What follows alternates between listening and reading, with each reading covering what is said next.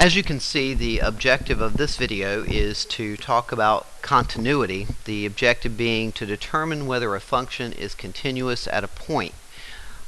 In our class discussions, we've already talked about limits, and in that limit discussion, we actually have really talked a lot about continuity and the various types of discontinuity, being a point discontinuity, an infinite discontinuity, a jump discontinuity. We've talked about removable discontinuities versus non-removable, but we really haven't formalized the definition of what constitutes whether a function is continuous or whether a function is not continuous. So let's take a look at the definition of continuity. There are three conditions that must be met in order for a function to be continuous. All three conditions must be met. If one of the conditions is broken, then the function is not continuous at a particular point or a particular value in the domain C. So let's take a look at the definition of continuity. Condition number one, in order for a function to be continuous, f of c is defined. In other words, there is a y value for the x value of c. So if there is a y value, then you've met criteria, you've jumped over the first hurdle. So far, the function appears that it's going to be continuous because that particular x value does indeed have a y value.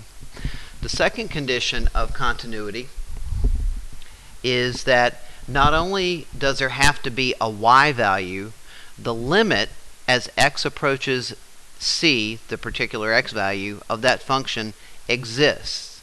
So condition number one is that there is a y value. Condition number two is the limit, let me get my pen here, the limit exists at c, which is the value of x that we're looking at.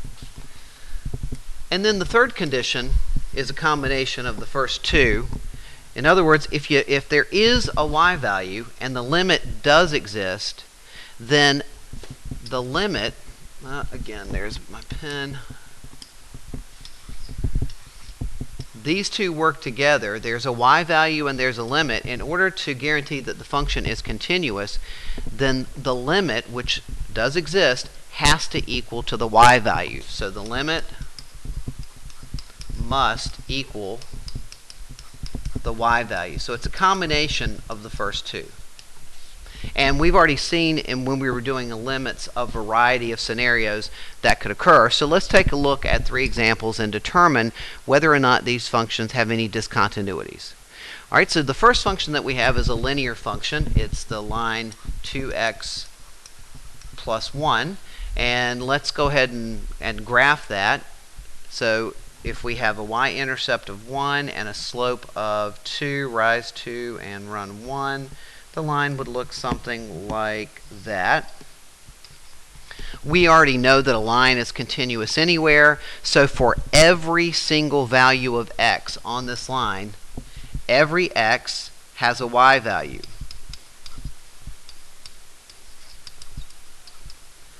We also know that for every x, the limit exists.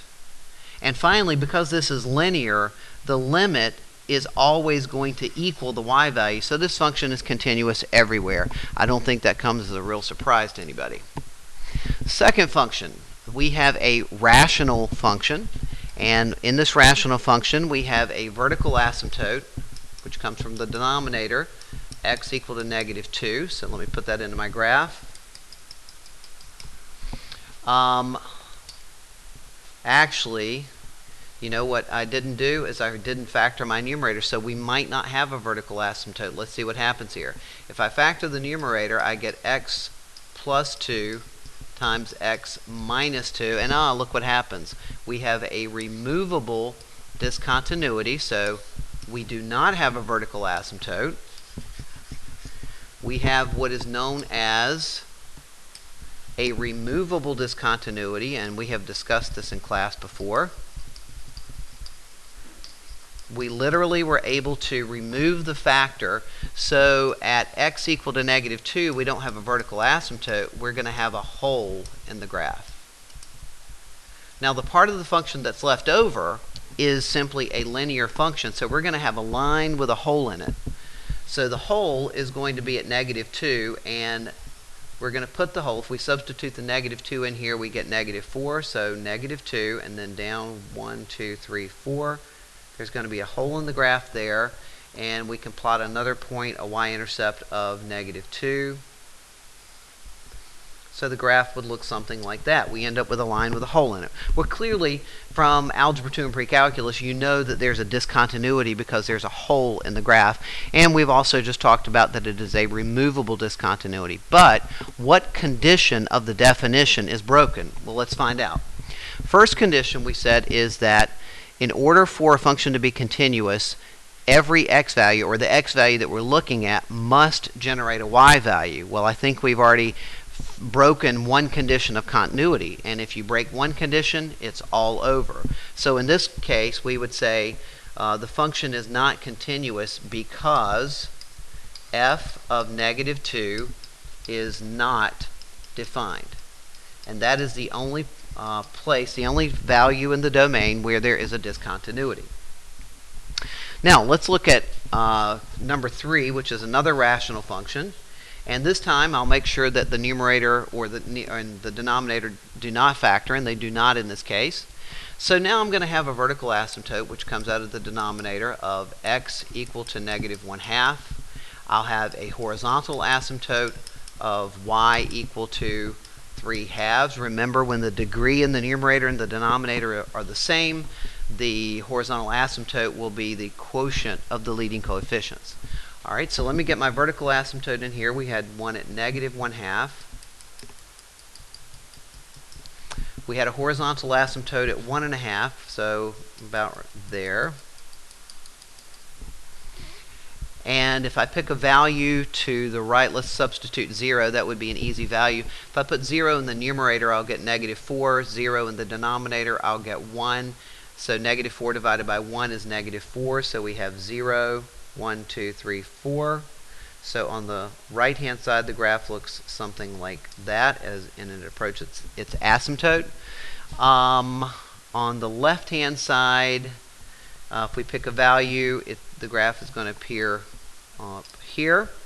Clearly, there's an infinite discontinuity. This is not a removable discontinuity because we did not remove or divide out a factor. When we look at our conditions, I think, again, we're with condition 1. We would say this function is not continuous at x equal to -1/2 because f, the name of this function is h. h of -1/2 is undefined. In other words, there's no y value. And back, let me jump back to graph number 2. The name of this function was not f, but in fact, that name of that function was g. So I want to be consistent in that.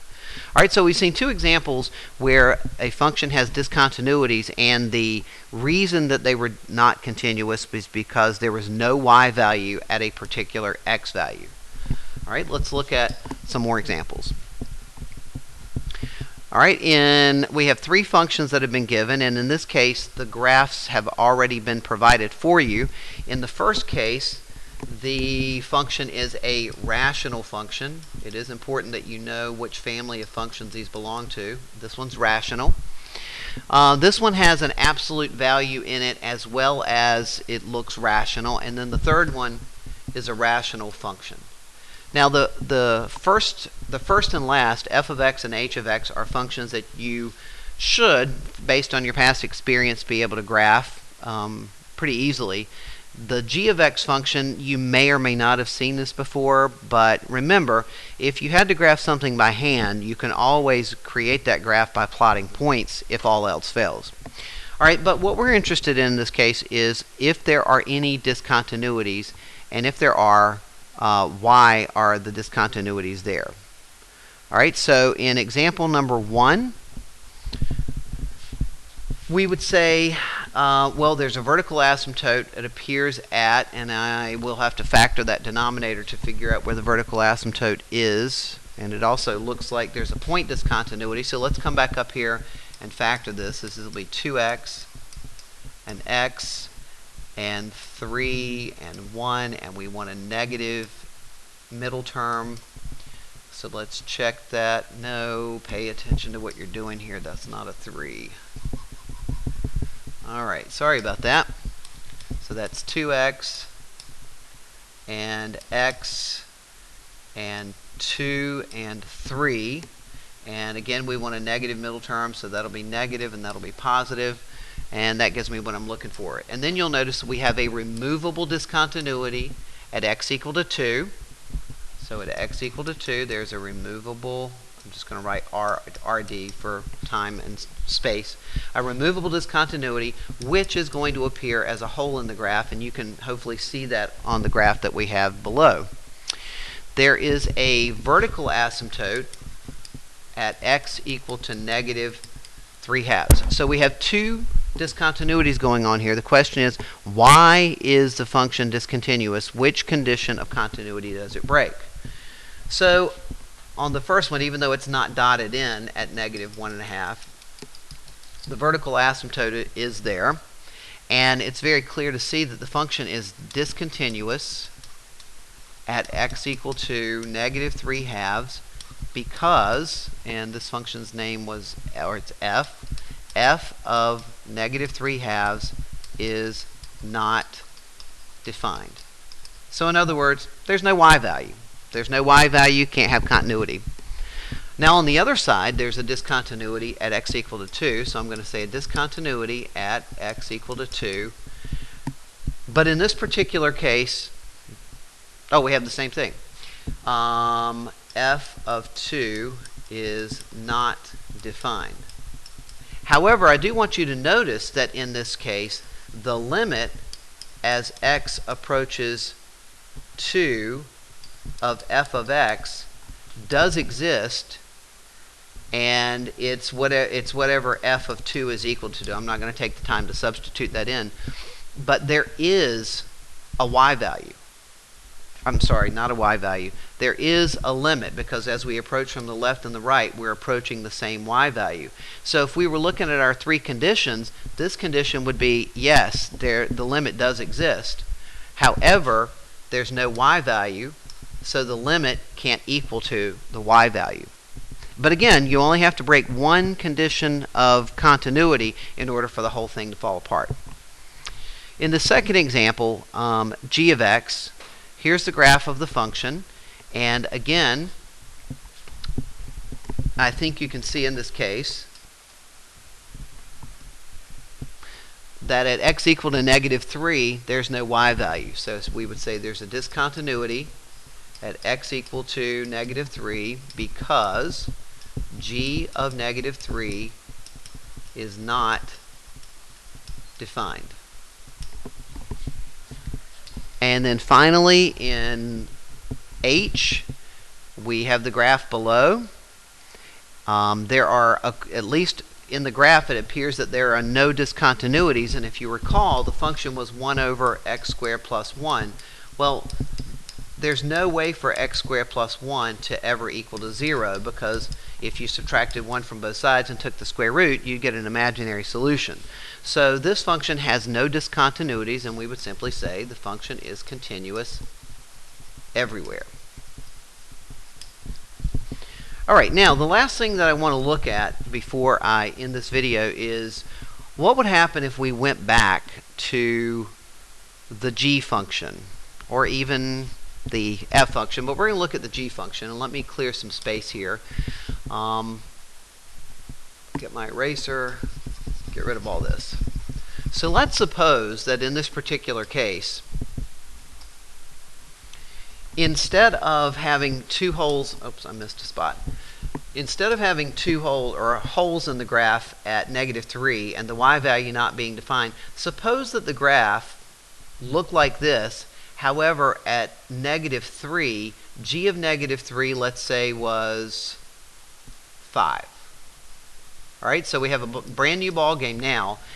Whereas before, there was no y value at negative 3. Now there is a y value at negative 3. So in this particular case, g of negative 3 is equal to 5. So when we look at our three conditions, condition number 1 basically says, is there a y value? And in this case, we would say, yep, there is definitely a y value. Condition number 2 is, does the limit as x approaches negative 3 of g of x exist? Well, as we come in from the left and from the right, we're approaching two different y values, so the limit does not exist, and this would be why the function has a discontinuity at x equal to negative 3 if we change the graph to look like this. So we'd say there's a discontinuity at x equal to negative 3 because the limit as x approaches negative 3 of g of x does not exist. And then lastly, I want to go back to f and say, all right, let me pose it differently. Let's say we had this similar function, however, instead of the y value not being defined at x equal to 2, let's say that the graph looked like this.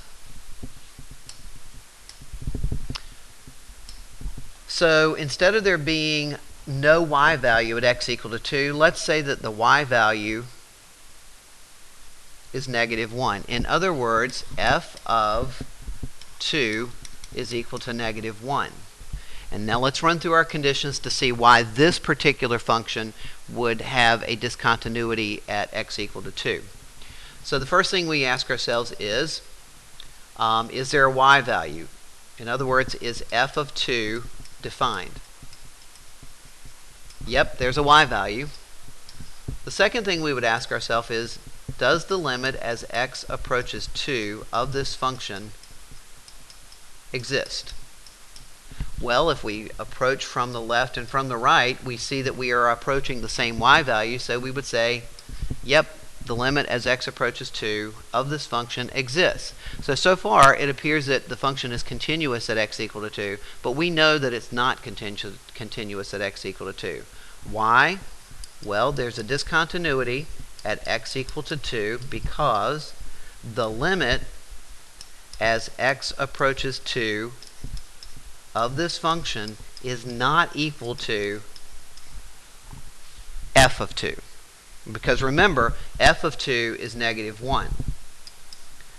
The limit as x approaches 2 is whatever we get when we substitute 2 into the equation after we factor and reduce and remove the discontinuity. But you can see visually that the limit is not equal to the y value. So I hope this helps you with continuity. Remember, you have to test all three conditions in order to determine whether or not a function is continuous at a particular value.